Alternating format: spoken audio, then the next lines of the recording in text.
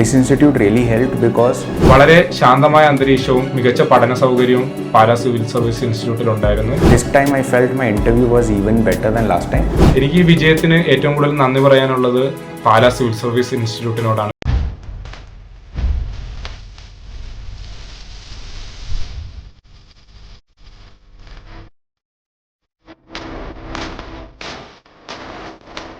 I needed something to boost my confidence, something to help me, and this institute really helped because with Sunil sir it wasn't just 1.5 an hour session like what most prominent institutions do.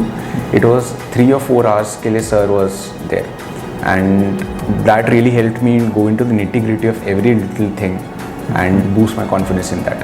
In an hour maybe only 6 or 7 questions were covered, but in every question he would ask me the question, I would answer, then he will tell me, okay, this particular way of answering is not right, maybe you could have answered this way.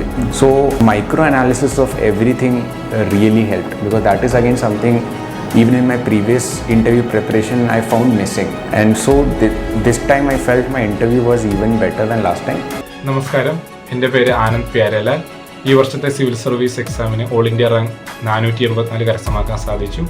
നിലവിൽ സശസ്ത്ര സീമാ ബൽ academy ഭോപ്പാലിൽ assistant commandant training attend ചെയ്യുകയാണ് ഞാൻ. ട്രെയിനിങ്ങിൻ്റെ ഇടയിലാണ് എനിക്ക് interview attend ചെയ്യേണ്ടി വന്നത്. ട്രെയിനിങ്ങിൻ്റെ പരിമിത സാഹചര്യങ്ങളിലും എനിക്ക് ഇൻ്റർവ്യൂ അറ്റൻഡ് ചെയ്യുകയും നല്ലൊരു മാർക്ക് കരസ്ഥമാക്കാൻ സാധിക്കുകയും ചെയ്തു. എനിക്ക് ഈ വിജയത്തിന് ഏറ്റവും കൂടുതൽ നന്ദി പറയാനുള്ളത് പാലാ സിവിൽ സർവീസ് ഇൻസ്റ്റിറ്റ്യൂട്ടിനോടാണ്. കാരണം എൻ്റെ സിവിൽ സർവീസ് ജേർണി ഞാൻ ആരംഭിക്കുന്നത് 2022-23 ബാച്ചിൽ PCM കോഴ്സിന് പാലാ സിവിൽ സർവീസ് ഇൻസ്റ്റിറ്റ്യൂട്ടിൽ എത്തുന്നതോടുകൂടിയാണ്. വളരെ ശാന്തമായ അന്തരീക്ഷവും മികച്ച പഠന സൗകര്യവും പാലാ സിവിൽ സർവീസ് ഇൻസ്റ്റിറ്റ്യൂട്ടിൽ ഉണ്ടായിരുന്നു. അതോടൊപ്പം തന്നെ നല്ലൊരു പിയർ ഗ്രൂപ്പും അവിടെ നമുക്ക് ഈ ജേർണിയിൽ വളരെയധികം സഹായിച്ചിട്ടുണ്ട്. അപ്പോൾ ഒരിക്കൽ കൂടി ഈ വിജയത്തിന് എന്നെ സഹായിച്ച സിവിൽ സർവീസ് ഇൻസ്റ്റിറ്റ്യൂട്ട് പാലായ്ക്കും അധ്യാപകർക്കും ഞാൻ എൻ്റെ നന്ദി രേഖപ്പെടുത്തുന്നു.